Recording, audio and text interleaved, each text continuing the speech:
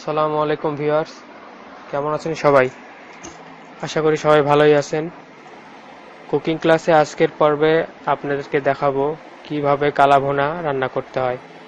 অবশ্য সবাই কালাভুনা এর আগেও খেয়েছেন। আমার স্টাইলটা একটু আলাদা, আমি অন্যভাবে রান্না ট্রাই করি সব সময়।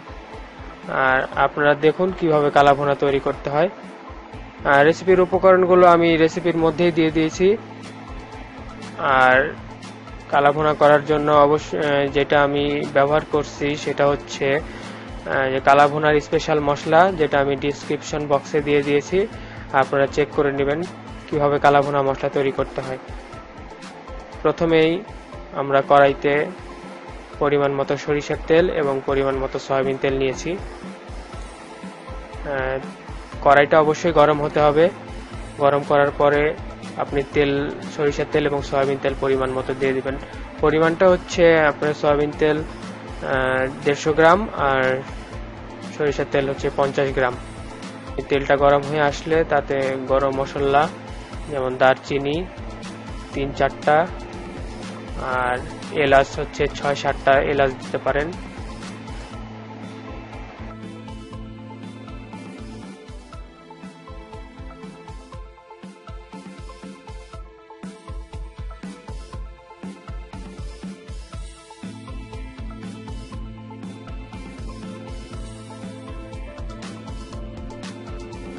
আমি তাতে দিচ্ছি আদা রসুন পেস্ট 3 টেবিল পরিমাণ।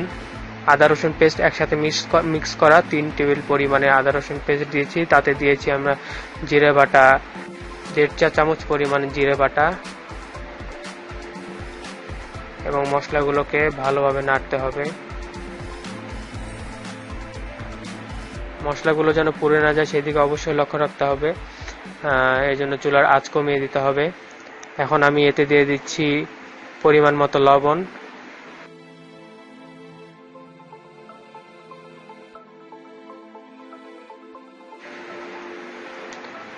পরিমাণ মতো লবণ দিয়ে মশলাটা ভালোভাবে একে অপরের সাথে মিশিয়ে নিচ্ছি।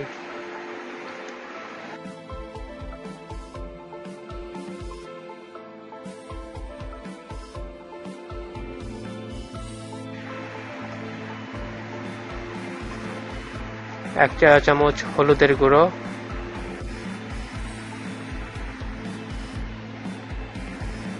তাতে আমি দিচ্ছি 1 চা চামচ পরিমাণ মরিচের গুঁড়ো,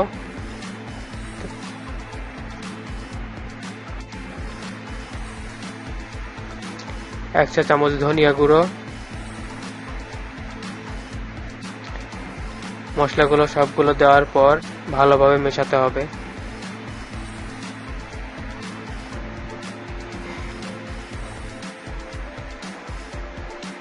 দেখতেই পাচ্ছেন আমি মশলাগুলো সুন্দরভাবে মিশাচ্ছি।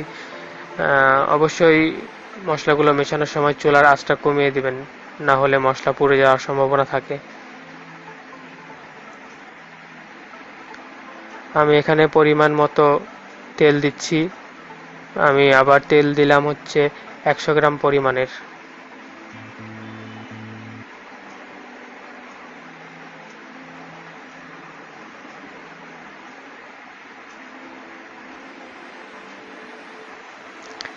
আমি এখানে দিচ্ছি কাঁচা পেঁপে 300 গ্রাম।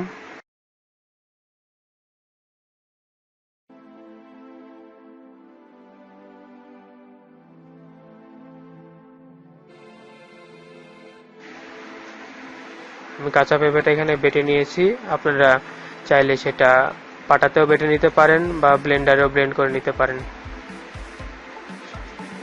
আমি এখানে পরিমাণ মতো পানি ব্যবহার করছি। আমি এখানে 300 গ্রাম পরিমাণে পানি ব্যবহার করছি। পানি এবং মশলাগুলো ভালোভাবে নেড়ে দিতে হবে একে অপরের সাথে যেন মিশে যায়, এবং তাতে আমি কালাভুনা মশলাগুলো দিয়ে দিচ্ছি। কালাভুনা মশলা এখানে আমি দিয়েছি 2 চা চামচ পরিমাণের। আর কালাভুনা মশলা কিভাবে তৈরি করতে হয় সেই রেসিপিটা আমি আপনার লিঙ্কটা ডিসক্রিপশন বক্সে দিয়ে দিয়েছি, আপনারা দেখে নেবেন। মশলাগুলোকে ভালোভাবে নাড়তে হবে। খুব সুন্দর একটা গন্ধ বের হয়েছে, আপনারা অবশ্যই রান্না করলে বুঝতে পারবেন। এখানে বিশেষত স্টার ফল, যেটা স্টার মশলা আমরা যেটা বলছি, সেটার গন্ধটা অনেক সুন্দর, আপনারা ব্যবহার করে দেখতে পারেন। আর আমি এখানে জাল দেওয়া মাংস ব্যবহার করেছি। কুরবানি ঈদ ছিল, সেহেতু অনেকেরই মাংস জাল দেওয়া থাকে, সেক্ষেত্রে আমি এখানে জাল দেওয়া মাংসগুলো ব্যবহার করছি। আমার মাংসের পরিমাণ প্রায় 1.5 কেজি পরিমাণের মাংস, গরুর মাংস ছিল 1.5 কেজি পরিমাণের। মশলাগুলোর সাথে মাংসগুলো ভালোভাবে মিশিয়ে নেবেন।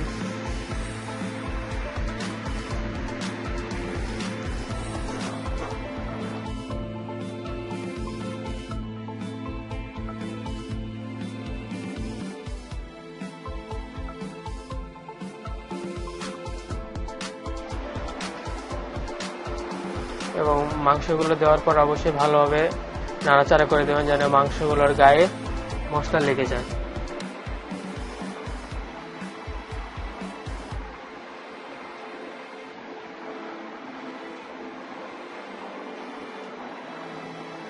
দেখুন মাংসের কালারটা কি সুন্দর হয়েছে। আপনারা যখন কালাভুনা মশলাটা ব্যবহার করবেন তখন আপনারা পরিমাণটা অবশ্যই মাংসের উপর ডিপেন্ড করে, আপনারা কেজির হিসেবে ডিপেন্ড করে। আমি 1.5 কেজি মাংসের জন্য 2 চা চামচ ব্যবহার করেছি। আপনারা যদি বেশি মাংস ইউজ করেন তাহলে সেক্ষেত্রে আপনি বেশি পরিমাণে ইউজ করতে পারেন। আপনার 2 কেজি মাংসের ক্ষেত্রে আপনি আড়াই চা চামচ পরিমাণ ইউজ করতে পারেন, বা 5 কেজি মাংসের ক্ষেত্রে আপনি 3 চা চামচ বা 4 চা চামচ ইউজ করতে পারেন। এটা আপনার মাংসের উপর ডিপেন্ড করে। আর কালাভুনা, যেহেতু কালাভুনা রান্না করা হচ্ছে, সেহেতু অবশ্যই বারবার নাড়াচাড়া করতে হবে। নাড়াচাড়া না করলে আপনার লেগে যাওয়ার সম্ভাবনাটা বেশি থাকে। সেক্ষেত্রে আপনি কালাভুনাটা অবশ্যই ভাজা ভাজা হতে হয়।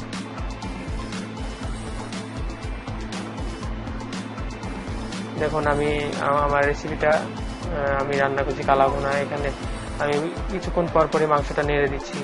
নেড়ে না দিলে মাংসটার যেই তেল সেটা হচ্ছে, সেই তেলের কারণে মাংসটা পুড়ে যাওয়ার সম্ভাবনা থাকে। আমার কালাভুনা প্রায় তৈরি হয়ে এসেছে। আপনারা অবশ্যই বাড়িতে ট্রাই করবেন, আর কেমন হলো অবশ্যই কমেন্টে জানাবেন। আর আমার চ্যানেলটা সাবস্ক্রাইব করবেন নেক্সট রেসিপির জন্য। ভালো থাকবেন সবাই। আশা করি রেসিপিটা ভালো লেগেছে। আর অবশ্যই চ্যানেলটা সাবস্ক্রাইব করবেন, লাইক, শেয়ার এবং কমেন্ট করে আমার পাশে থাকবেন। মাংসটা হয়ে আসছে প্রায়, আমার কালাভুনা প্রায় প্রস্তুত। আপনারা কালাভুনা করে দেখতে পারেন, বাসায় কালাভুনা করা যায় সুন্দরভাবে। আর মাংসটা আমার হয়ে গেছে প্রায়। আমি এখন এখানে 3-4টা তেজপাতা দিব। তেজপাতা দিয়ে ভালোভাবে নাড়বো এবং 10 থেকে 15 মিনিট পর আমি সেটা নামিয়ে ফেলবো। দেখুন আমার কালাভুনা তৈরি হয়ে গেছে। আপনারা বাসায় ট্রাই করবেন এবং সবাই মিলে এনজয় করবেন। আর আমার চ্যানেলটা অবশ্যই সাবস্ক্রাইব করবেন। সাবস্ক্রাইব না করলে নেক্সট রেসিপিটা আপনি অবশ্যই পাবেন হয়তোবা, কিন্তু অন্যভাবে। অবশ্যই সাবস্ক্রাইব করুন এবং নোটিফিকেশন বেলটি অন করে দিন। ধন্যবাদ সবাইকে রেসিপিটি দেখার জন্য।